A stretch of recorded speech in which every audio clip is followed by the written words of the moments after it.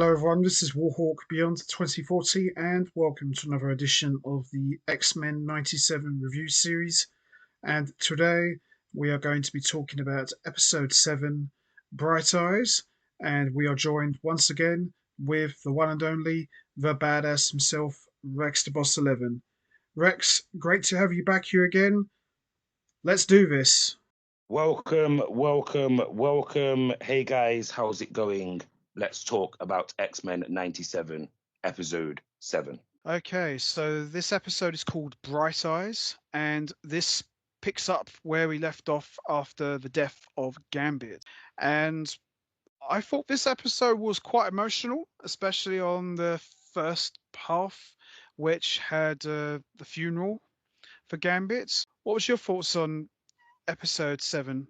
I mean, I enjoyed episode 7. It was definitely a step up from the previous episode. Of course, we've now got to focus now because obviously this whole Gambit situation, what's happened, it's almost like it was kind of delayed in the last episode, wasn't it? Because Yeah, it obviously kind of all was the in other that way. stuff that was going on, we had to fill out all the gaps and all that type of stuff, which obviously when we did speak about that in the previous one, it was a bit head scratchy. But looking back now, hindsight, it's like we knew that we were going to get at least one episode that didn't just completely fit the whole bill of, oh, let's do this, let's do that, let's do the other, let's see what, because a lot of these things in the modern day are calculated, aren't they? It's not like it was when we were younger where it's like just throw as much stuff as the wall as you can, let's see what sticks. They knew what they were doing here. So obviously maybe it was a time thing, maybe it was a time format thing, but getting straight back into what I wanted to see in the last episode, having waited a week at the time, back into the, right, Gambit's gone now, what are we going to do about it? One of us has been taken out. We're not counted as good people. This is where it's weird because for the first time, I think maybe ever, we got to see the X-Men truly, not just one of them like Jean or Magneto or one of the bad ones. We got to see all of them collectively say, what do we do when we are threatened as mutants? We have to uprise and we have to stand together because we are all now in danger. They didn't just attack the X-Men or attack Magneto or single-handedly attack Apocalypse, Mr. Sinister, one of the bad guys. You can't turn a blind eye on this. They attacked all safe, and what they declared as, able to live in that place in Genosha, they declared that, and they still tried to kill all of those mutants.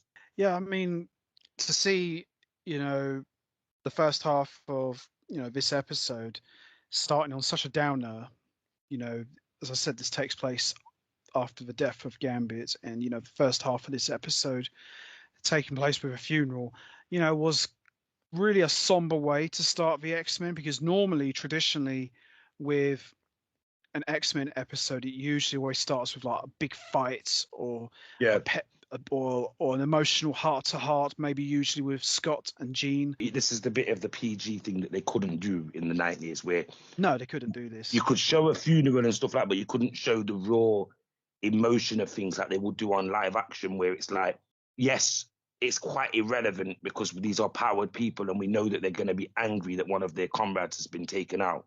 But you have to see certain things to understand in this position. And also it humanizes these characters as well. Yeah, it does. I always felt that the funeral should have been the moments Xavier returns. This episode needed Xavier to return. If there was ever the time to bring him back for the first time, this should have been it. I kind of hinted on it in the previous review, like no explanation is into like where this guy's been, if he's alive, and then he just shows up when he shows up, but he doesn't actually show up on I'm going to immediately save the day, click my fingers and save the day. Like you said, this was a perfect time for him to show up. Yeah, he should have showed up. Yeah, this was the time. Or better yet still, because of how powerful he is, we know he can do this. Why could he not use a way of being able to just transmit something into the X-Men, or my X-Men, come to me, I need you. Gambit has fallen, or I've seen what happened to Gambit. To give some of these characters just that look at, like, with his hope still. That it's a bonus to these characters, whereas him just showing up out of the blue later in the series, like, I won't be surprised if in the next series, if not everyone's cool with him being back. No, I don't think so. Cyclops definitely wasn't cool with Xavier being back. I hinted at it, didn't I, when I said we've finally got an opportunity to see the X-Men without Xavier. Yes, which we did for the first couple of episodes. The age-old question of there is no X-Men without Xavier, that's not true. Not entirely, no. Because up until this point, every time that they'd have been in a situation, even if it was a redo like Sinister or Bolivar Trask or the other guy, Gyrick, yeah, any of them type of people like that, they would have failed, wouldn't they? Yes, of course, they would have. It's like the whole thing, like now in this episode, you're starting to see obviously Magneto's going back his sort of way of being the separate from these guys sort of thing. And they're in their own group. Now, clearly he didn't care about Gambit like the rest of the characters cared about Gambit. But even going back to the whole love triangle thing, you can see that Rogue is just as much upset because she betrayed Gambit as in she is with Gambit being killed.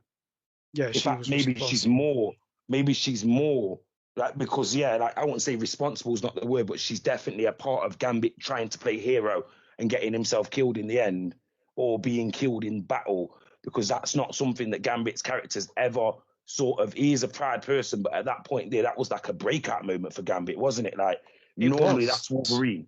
Normally that would be Wolverine or Cyclops that would say, step back, I've got to take one for the team.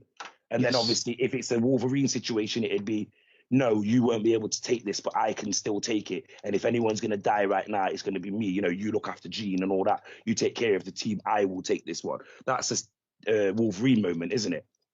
It was, yeah. I mean, usually it's always one of those two taking the big win for the team.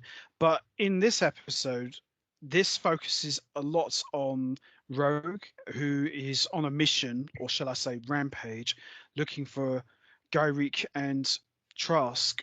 And she breaks into the military base and she starts trashing tanks and wrecking the whole place. And we even get a cameo from General Ross, who, as everyone knows, is from the Incredible Hulk. And we also get a cameo from Captain America, which I was really surprised about, because I know Captain America did appear in one episode in the 90s X-Men series where him and Wolverine teamed up.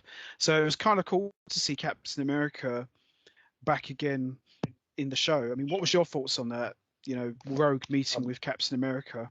But yeah, it's nice to see that, and obviously everyone knows like the Daredevil thing. It's basically a teaser to, oh, this character could have his own series coming as well. Yeah, at least it was the legitimate Captain America character, not just Morph being an idiot, or maybe it was, maybe it was a Mystique. No, I don't think it was Morph. And this is the thing at this point now, like, once again, Morph has been confusing fans. Oh yeah, look, he gets a change and everyone likes Morph being back. But then it also takes away the fact that it takes away that insecurity of what you would have in the original X-Men series when Morph wasn't a relevant character. Of, is that actually the real Sabretooth or real Gyrick or whatever, or could this be Mystique dressing up as these people? It's very hard to say really whether that was actually the legit Captain America. I think it was him. I don't think Morph is that stupid. And it also goes to show that the superheroes are treated differently from the mutants. Yes.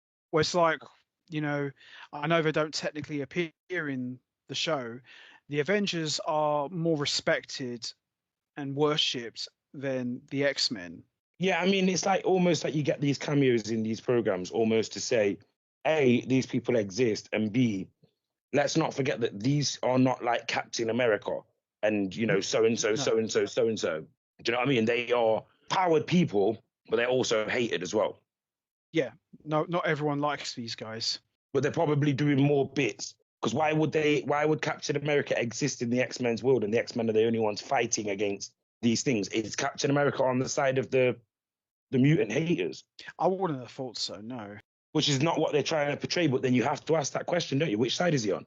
I think for Captain America, you know, he's not a mutant hater. He's just like helping out a fellow costumed hero. This did present a fourth side, though, didn't it? Because this one side, which is the X-Men, then there's the anti-X-Men sort of Stryker, Gyrick, those types of guys. Yeah. And then there's the Brotherhood of Mutants. But in this one, it almost portrays like a fourth version, which is government officials who are not comfortable with the X-Men being powered. They don't hate them because they're mutants, but they want to be able to sort of like the Incredible Hulk control them. Control They'll them for their also own ends. use their own powered people, i.e., Iron Man, Black Panther, um, um, Captain America, etc., to control and neutralize the other mutants and powered people out there.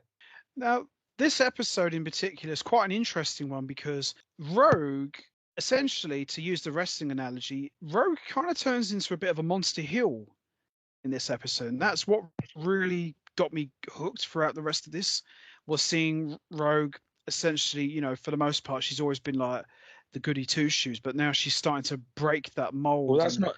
A yeah, lot of these characters were not good characters when they first started as mutants. They were corrupted by other mutants, using them for their powers and gain. Circus acts, freaks, thieves, criminals, etc. She was robbing. She took Miss Marvel's power. That's how she learned how to fly. yeah, So, I remember that. you got to remember that they showed this. So there is a side to her that's quite deep and demonic. Plus, she's also the daughter of Mystique. That's right.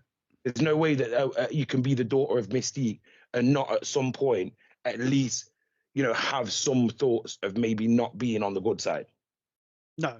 So over the course of this episode, we see Rogue finds Garik in Mexico, and she absorbs all of his memories. Now we see that she's on a mission trying to locate Trask. Now we obviously see Garik is murdered later on, but we don't learn who actually murders him until like towards the end of the episode. I mean, what was your thoughts on the way Rogue was portrayed in this episode? Because she's essentially just out to get anyone and rip someone's head off. Well, it was ultimate retcon, wasn't it, from the Anna Paquin or whatever her name was, portrayed in the live action. This Rogue is uber powerful, Oh, like absolutely, and she where knows she it. is. She is actually a way more powerful mutant than like I always. That's really what got to people, isn't it? In the 90s, like that they were saying, well, what do we do with this character that we don't really think is that powerful? She's a Southern gal, but in the comic books and the cartoons, she's been portrayed as like, like Queen South of the America, like the Southern Yeah, Queen, yeah, as in like the strongest of strong mutants. That's from that sort of thing. Female empowerment, beautiful and powerful. She is practically everything that the female audience that are tuning in to an X-Men comic book or film. She is everything that them young females are going to want to look up to. You know what I mean? And at the same time, it's like I feel like this is the first time that you actually got to see. Let's not forget how dangerous that this girl can be. She can be quite selfish, and she can be quite stubborn, and she can really have those selfish thoughts because she does get that feeling that she's not loved and she's not wanted because she can't touch anyone. And like I said no, once again about Mystique, she's her mum. So within this young, beautiful female, she's been abandoned by people. She's never truly been loved, never truly been accepted, pushed away, shoved away. And then all of a sudden there, she's been presented with this. One guy can touch her, so she spends more time with him. But one guy truly loves her, and she's ended up losing the one guy that truly loves her. Because like they say, don't they, nice guys finish last. He's got to sit there and deal with that and say, wow, is this how selfish that I can be just because I can't touch anyone? Maybe, and remember, she was the one always thinking, maybe I shouldn't have these powers. Maybe I should get yeah, rid of these powers. This is more examples of what her mind is going to be thinking right now, which is, she's probably trying to get as far away from the emotions that she's feeling as possible. yeah. That's true. I I definitely mean, label Rogue's character as emotionally unstable. in this episode, she definitely was. And when you think of emotionally unstable, Jean Grey is always the first one that comes to Yeah, yeah. mind. I think Very all of the rarely. women in the X-Men are very, very much portrayed as bipolar and emotionally unstable females who want to love and want to be loved, but they don't know how, or they've not been taught the right way, or something's triggered them in their life, or something like that. Because there's quite a pattern here, isn't there? They're all attractive, very approachable, very kind, very loving females at heart, but underneath all that and on the surface, there is literally two sides to them that are completely different. You know Yeah, what I mean? yeah, And absolutely. that's just outside of like Rogue being like a bit of a boisterous sort of, you can't mess with me, like Geddy, or come here and all that type of stuff. It's in this series you finally get to see how actually powerful, physically fast, speed, everything. Like, ask yourself this question: what actually stops Rogue? Well, she's the one who holds back. She would kill herself with draining somebody else's power and using all of her power. Because remember, that's what the problem in the original series was. They had to dull her down a little bit and she gets weak from all that stuff because she was so powerful and they knew how powerful that she really could be. Yeah, that's true. No, I remember that from the old series.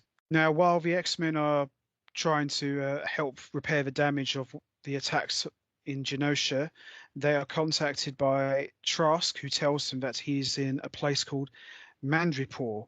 Now, obviously, for those who watched the end of episode 6, Trask was met with Mr. Sinister, who revealed that he was the one behind the attacks of Genosha. So to actually hear Trask contact the X-Men for help was quite a strange turn of events, really, especially as he was the one behind the Sentinels program. And what did you think of that? The thing with Mr. Sinister is he admitted that he was behind the attacks, but then I don't truly believe that he was the big bad. I think he was obviously always, at this point, I was thinking he's always listening to somebody else. He's not truly a mutant. He's a self-designed sort of like, I'm not going to use the word freak, but like a Frankenstein's monster of super serum and long life and whatever else, invincibility or whatever. Yeah. So he obviously doesn't identify as a mutant, but he wants to bond certain mutant genes to make obviously like super mutants, basically. And looking at him and looking back, I think to myself, it doesn't really make any sense. For him to be involved in the attacks on Genosha, it's like, what was you getting from that?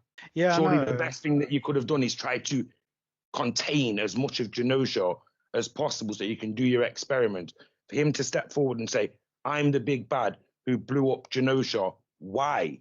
What are you getting out of it unless you're working for a higher power? Well, yeah, exactly. Yeah, I mean, it was a surprise, but at the same time, she said he didn't do this on his own. There's no way he could have done this on his own. Now, obviously, we get a little side bit here where Roberto and Jubilee visit Roberto's mum, and he tells her that he is a mutant, and Jubilee asks Roberto's mum to keep it a secret. I mean, do you think this was relevant to the story? This moment? Do you think we needed this? Or I do. Yes, I do because it's possibly what Sunspot becomes in the future. He tried to beat around the bush, and then his mum just said, "You burnt down you burnt three things, burnt whatever, or the last three apartments that we've lived in have all been burnt down. You think that I wouldn't know that my own son is a mutant?" She didn't find out. She already knew he was a mutant. She just made it clear to him that he didn't have to hide it from her. Yeah. Like, it's not like he came to her and said, "Mum, I've got something to tell you." And she was like, "Oh my God, you're a mutant." It was like more, what, that you're a mutant? You know what I mean? Yeah. Like, show me what powers you've got, basically. I've been waiting to see this. Yeah, I kind of got that impression a little bit with that moment with those two. But now, Sunspot, once again, let me say this first. Sunspot, once again, like Rogue, is an insanely powerful mutant who once he becomes, that's why he's been portrayed as a child. Because to have him as an adult full version of Sunspot, they wouldn't have gotten some of the issues because he can go like Captain Marvel, like binary, where he just he can. loses it, like sort of El Diablo style, where bad things happen, but he can sort of just subdue any attack or anything that, because he's solar, basically, he's got like weird powers, hasn't he? Like crazy powers where he can, like, I'm sure he can turn other people into like hit with his sort of thing and all sorts of stuff, all sorts of crazy powers that he's got that they wouldn't have shown in this series. But yeah, I think that, or Sunspot, sorry, is the key to the future stuff with the X-Men. Like, he is obviously going to be a big character. Maybe he'll be the character like Pyro and that will turn eventually, because he seemed like he could be a little bit corrupted at certain points. Yeah, I can see him turning like Pyro at some point down the line.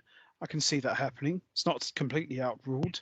Now, we also see in this episode, after Rogue absorbed all of Gyric's memories. We see Gyric is murdered, and the murderer turns out to be none other than Bastion, who seems to be the one running the things behind the scenes. I mean, what was your thoughts on Bastion killing Gyric and essentially being revealed as the one pulling the strings? What was your thoughts? Well, as people can probably predictably tell, I was already expecting there to be somebody else who was the big bad. Yeah. The major issue I had with this is why did we not just get this character building himself up for the last, 3 episodes? Mm. The fact that he was just brought in here He at just the end. appeared. Yeah, he just Yeah, appeared out to of be nowhere. fair, I will say, because of the element of me being an adult, me knowing that no matter what happens here, they are not finishing this series with will the X-Men return? This time they'll win. So whoever this character is basically, once again, like I said earlier on, is the former champion or is the potential champion that gets brought in as a main event or feuds with the current champion, but loses and then goes immediately down to the mid card.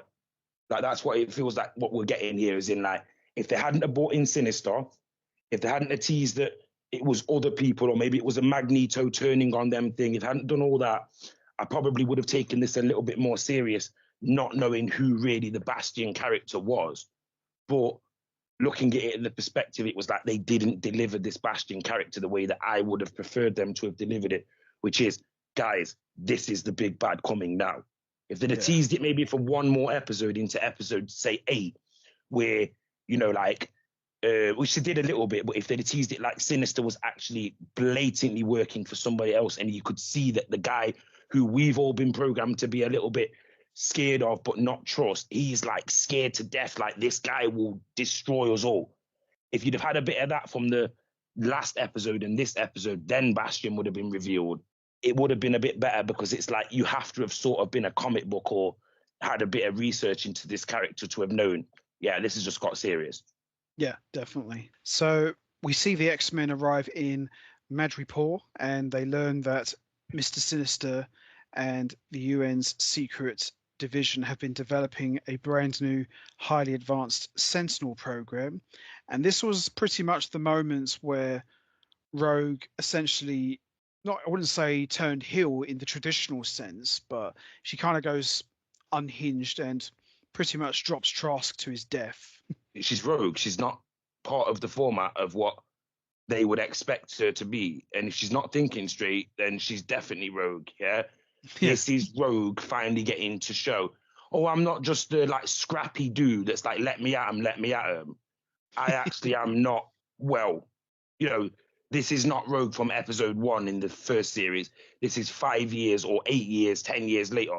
I've seen the Phoenix Saga. I've lost my sisters, brothers, uncles, aunties, families. Rogue. Her name is Rogue. So everything that you're seeing her do here is Rogue. It's like the Magneto power. If she's going to be around guys like that, she's going to start acting like that, isn't she? And Like what would Magneto want Mystique's daughter to behave like? Be yourself.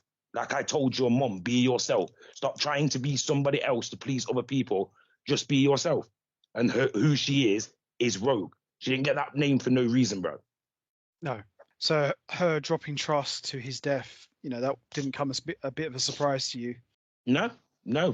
I think I know the characters in X-Men that without the PG scripting that would kill. Yeah. Jean, obviously, you wouldn't think that she would kill, but she's a killer. No, of course. And when I say kill, I don't mean killing like the Sentinels or bad powered characters that are like a bit out of control or whatever, where you probably got to take one for the team. I'm talking about like, who in the X-Men would get in a fight and maybe take it all the way to the death. I do look at Wolverine and I do look at Rogue and think, yeah, they're the characters that I think they would do that. I think Storm and Jean would have it in them to just, Storm to just electrocute someone to death, or Jean to like explode someone's mind. They definitely got it in them, but I think they'd be more reserved. I think the ones that I would worry about the most is Wolverine and Beast, because they've got the animalistic style. And then, of course, Rogue. Like I say, she's Rogue. So, yeah, I would expect an angry, pissed off version of Rogue, still willing to save the world, of course. But I would think that she would do that. I think Cyclops would probably do something like that as well if he was angry enough. I think he would split someone to pieces with his laser beams. Oh, Just absolutely, all this definitely. good guy stuff only breaks in when it's like a lot of it's to do with Professor. That once again, this is the X-Men without Professor X. So yeah, Rogue, I expect her to fully live up to the name Rogue. What was your thoughts on Trask becoming like this human sentinel hybrid, essentially having powers? I mean, well, what did you think of that? I thought that was a bit strange, really, to Bit too see. much. That was a bit too Yeah, much. Like if he really wanted to be like right, so it's a little bit like the whole Striker thing. So you're fighting against mutants and you hate mutants because your son is a mutant. yeah, So this guy is fighting against and wanting to kill mutants with these robots, but then he's become a mutant as one because as soon as you enter that sort of structure or exoskeleton, you are then trying to compete on a molecular and physical and power level with these mutants, meaning that you are ineffectively like Iron Man and War Machine, you are turning yourself into a mutant super soldier.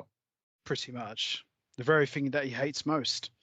Yeah, that's what I mean. I thought it was a bit too much because it would make sense if he just went bonkers and like took over all of the, the Sentinel sort of situation, even if he wasn't allowed to.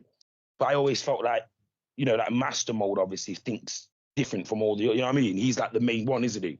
Yeah, yeah. I So mean, it was a bit strange seeing Trask with powers essentially, and as you know, definitely agree with you. It was a bit too much. you don't normally as a villain develop the fight fire with fire logic. You normally just No, that's what you come into the game with.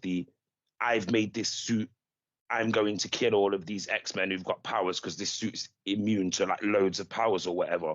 yeah, Like a Lex Luthor sort of thinking. Yeah.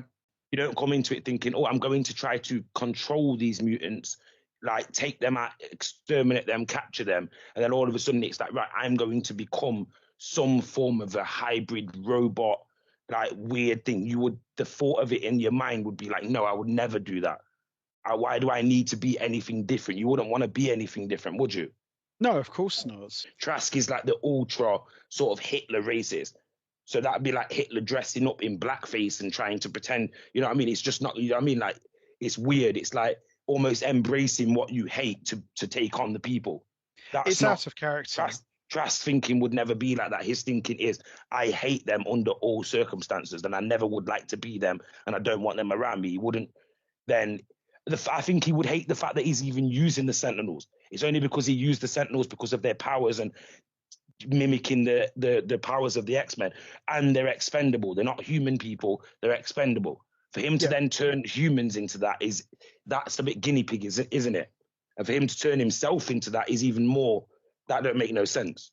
No, it didn't really make no sense. And, as you said, it was a bit too much.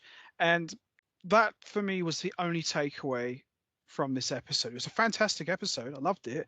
But I think this was the only takeaway. I thought, really? Trask with powers? I'm not too sure about this. It didn't do much for me. It didn't last long, but it just didn't do a lot for me.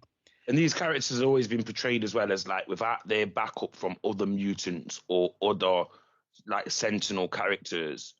These are cowards, like very cowardly, scared guys. They would never have that balls to be like, let me get on the combat field. Even if I am surrounded by some kind of exoskeleton, they'd still be the same cowardly guy inside. Yeah, totally.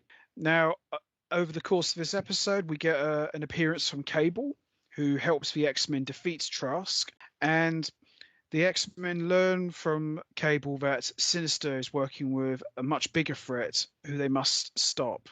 Now, obviously, we know Cable is Scott and Jean's son, and what did you thought of Cable showing up out of nowhere to help save the day and defeat Trask? Do you think this was a good moment? Um, when it had to happen, didn't it? Because Cable had to make an appearance at some point so that they could sort of bring him Yeah, up to speed, or he could then bring them up to speed about how the timeline has changed. Because that's all just really strange and weird, and it has been from even the original series. It was never really explained too much. But yeah, Cable, I like Cable. I like the character that he is, and it makes sense that he is like a future version of all of these X-Men. So he would be way more powerful and way more equipped to take on the craziest and the biggest of bad that they have either witnessed or they have seen, premonitions or whatever in the future or whatever. But yeah, Cable, at the end of the day, I look at it like this: he is just as part of the X-Men as all the other X-Men are, because when you look at it, it's like if you were to fast forward into the future, it'd be like, well, Cable would be the guy now, wouldn't he? You know what I Yeah, he mean? pretty much So is. Yeah, the fact that he transcends all of time. He's the one that they finally got to the future and then came back to the past to stop some things happening that are happening now. So when, like you say, without any take steam anything with the days of future past or whatever it is, it's the whole Cable thing, which is like makes the X-Men what the X-Men are. yeah, Even them, you've made mistakes at some point, and you're gonna have to either try to put them right, or you're gonna, because I'm here to make you know that you've made those mistakes. And then, of course, he's infected by that virus. It needed to be secured in the future. yeah, So, yeah, I think Cable's character had to come in at some point. I think it was a bit late, to be fair. Some characters got brought in too early, and I think Cable got brought in too late. I think Cable yeah. should He have been kind of did in relevant a from way. maybe episode 2 or 3, saying whatever's going on needs to be sorted out. You know what I mean? Yeah, Especially when we got to see his actual birth and origin sort of thing, where it's like this is why he becomes Cable. yeah, But now to spoiler alert, it looks like that's what we're going to be focused on in the next series, is how Cable becomes Cable. yeah. I think we'll probably will see that in the next series. So as we're getting near towards the end, we see Sinister meets with Bastion, who reveals to him that Xavier is alive and well in space, and we see that Magneto, who we thought died in the Genosha attack, is also alive and well and is Bastion's prisoner. We all knew Magneto was never going to die. It would be crazy, as you said. Magneto is the X-Men adversary, and to kill him off would have been really stupid. So I'm not fully surprised to see him alive. Are you? No, to be fair, I'm not surprised to see him again. There's no way they were killing off Magneto. No, he will probably still be around in the very last X-Men 97 episode. So Of I knew he was course. going. I knew he was going nowhere. I just didn't know how they were going to reintroduce him, or if it was going to be the case of him just being, swirling and bitter somewhere else and then turning back up. But the fact that he'd been captured, you also knew as well. Oh, they're poking the bear, which with Magneto is the worst thing that you can do. Obviously, with his origin story, after adding all the Holocaust stuff, it's potentially the worst thing that you could do with him is chaining him up, locking him up, knowing damn well that there is absolutely nowhere really where you can lock that guy up where he can't control something, because there's so much metal and so much magnetism going on. It's almost like he can, like that they're showing in the Apocalypse films. He can just draw it from the floor. So even if there's Of no course. metal in the room, you can take all the metal out of the room, but he can still draw metal from the earth. So you have to have him in a almost like a containment box where he's nowhere near. Wasn't it in one of the films where he was like suspended above the earth or whatever in some box or something, or Yeah, it was somewhere in that like couldn't get he anywhere near metal? yeah, in the movies he was in prison, but he wasn't in prison with the other prisoners. He had like this special containment unit. It was like a plastic box. That still wouldn't work though. The problem is his power is beyond like physical. It's earthbound, isn't it? Where Yeah. he could just draw the magnet is there, anything metal, iron, mercury, anything from the earth itself. So No, nothing that's could true. really trap him. Like that. And I thought that years ago. I thought, why don't he just use his power to sort of summon like an iron from the earth, which he can harden himself with his mind, and then he just pushes his thing to the surface. Which in the end, I think he does use very similar tactics. It's the iron in the guy's body, isn't it? He takes Yeah. the iron out of his body, and it's like that's how powerful he is. So if he can do that with someone's body, where he can actually take, so you're drinking something, it's got iron in it. You're drinking, so it's got some kind of like metal thing that the human body can take. Or you've just been touching something that's got metal. You might have a bit of mercury on your shoe. He can actually make that into something that could just kill you. Bullet, boom, That's straight to your head. And this is how powerful that he is. So there's no way that they were killing him. There's no way that they were containing him. Whatever he was going through, he was doing it on purpose. So he could either learn some of the plan, or so he could just get angry enough where, when he gets angry, mad stuff happens with him. Oh, absolutely. You know it. But yeah, I thought this was a good way to end episode 7, with Magneto held prisoner by Bastion. And it was enough to like, okay, I want to know what happens next. Mm. But yeah, this was a good solid episode. Apart from Trask having powers, which was stupid, I really enjoyed this one. I mean, at least it wasn't Gambit who returned at the end, because you would have been like, Oh, what? after all That that, don't make any sense. Yeah, like, well, obviously where it was Magneto, it was like, yeah, you kind of expect it was the, yeah, I seen this. You know what I mean? Like you kind of seen it yeah. coming. It didn't take anything away from the episode. No, of course It not. just made you want to watch the next episode. Like I say, at least this time around, as opposed to last time, I kind of sat there and thought, I can't wait till next week's episode. So they've left me with a reason to watch it. Whereas last week I was a bit, Yeah. well, I'll see what's going on next week because it's got to be better than what this was. It wasn't terrible, but it was like, yeah, it's still got to be better next week than this was. Oh, this one definitely made up for the last one. Yeah, Absolutely. yeah, Had 100%. had one minor issue as we mentioned already, but for the most part, yeah, this definitely made up for the last episode. Totally. So before we wrap things up, we're going to give our rating. Rex, what are you giving this rating out of 10 for this episode? I'm going to give this, I'm going to get back into the nines again. This was a good episode where Yeah. it flowed really well. I mean, obviously, the introduction of Bastion, you kind of got your eyes up and you're like, yeah, right, well, this is the guy who I personally suspected that Sinister was working under, whether I knew who it was or not. I just knew that Sinister was working underneath somebody else. So to get to the next stage now, which would be obviously, right, what's this guy capable of? And if you've obviously seen that he's already got Magneto chained up, you even know that one of two things, or maybe even both, are going to happen, which is he's going to show how powerful he is and what his motives are, which I'm sure he will do. But you're also going to get to see how Magneto is going to escape from him, and B, how Magneto is going to fit into the whole scheme of things, because now you actually know, well, Charles is now aware, Magneto is now still alive. These two are obviously going to do what the X-Men always do, and they're going to come together, whether they're old man at the time or not. They're going to come together and they're going to save the day with their team of X-Men. Because let's be honest, at this point now, I think this series kind of shows it as well, doesn't it? The X-Men are just as much Magneto as they are Xavier, just because it's Charles who set the school up. Let's not forget that we've seen now in the movies and in the origin and the lore that Magneto was just as big a part of setting up the theory of the X-Men as what Charles was. It's because Magneto didn't want to do it for the right of mankind. He wanted to do it to rule mankind. Yeah, totally. But the theory's still the same, isn't it? Team of powered mutants taking on and defending mutants against anyone that might hurt them. Whereas obviously Magneto's was a little bit slightly different. It was, we will use our mutant powers to get money and stuff like that. Like, we don't want to starve. We won't be harmed. We won't hide in the sewers like the Morlocks. We want to be the people that rule our planet rightfully because we're the most powerfulest people. And Charles obviously didn't agree with that. Yeah, totally. Absolutely. Yeah, I'm definitely with you on that. I'm giving this one a 9 out of 10. This definitely made up for the last episode, which was pretty weak. Still good, but it was pretty weak. But when you put it up against this one, yeah, this one was a lot more stronger and a lot more enjoyable. Apart from that one little issue with Trask, but other than that, this was tremendous stuff and really got you pumped and excited to watch the next episode. So yeah, 9 out of 10 for me for sure. So that's going to be it from us. We are going to wrap this up now. What was your thoughts on episode 7? Did you enjoy it?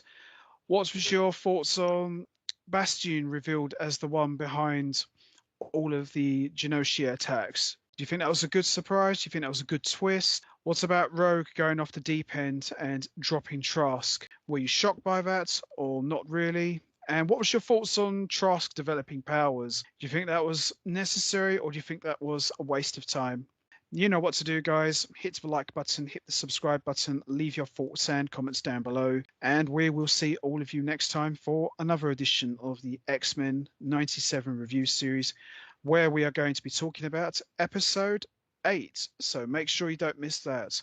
Rex, pleasure as always. This has been an absolute blast talking about this amazing series.